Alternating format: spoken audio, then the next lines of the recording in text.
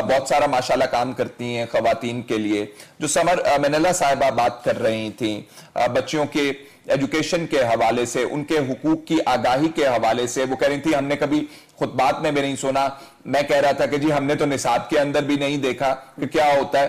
تو آپ کیا کہتی ہیں, جس طرح آپ کا ایک کمیشن ہے, آپ کام کر رہی ہیں, is that sufficient؟ اسی طرح ہمیں کام کرنا چاہیے یا طریقہ کار اب بدلنے کی ہمیں ضرورت ہے نصاب کے اندر, اویئرنیس کے حوالے سے, میڈیا کے اندر ایون؟ کیا کہتی ہیں آپ؟ جی فیصل صاحب, شکریہ اس موقع کا. میرے خیال سے جیسے پہلے طاہرہ عبداللہ نے کہا, یہ ایک بہت پیچیدہ بحث ہے اور اس کا تعلق ہماری زندگی کے ہر جز سے جا کے جڑتا ہے.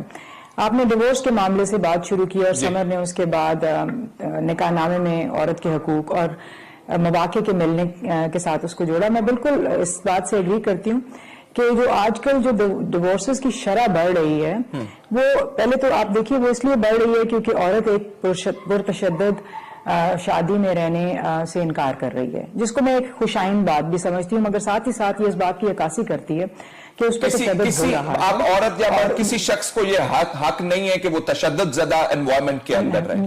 وہ تشدد بالکل بالکل, مگر ابھی تک ایک پرتشدد ازدواجی جو شراکت ہے اس کو جوڑے رکھنے کا بیڑا صرف عورت کے اوپر تھا.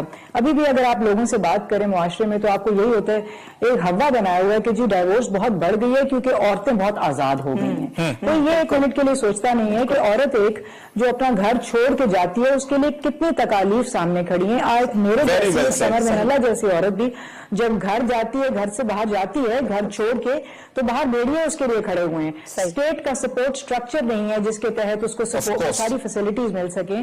اچھی تعلیم مفت میں ملنا, اچھی تعلیم کی بات کر رہی ہوں, وہ سب سہولیات اس کے لیے نہیں ہیں.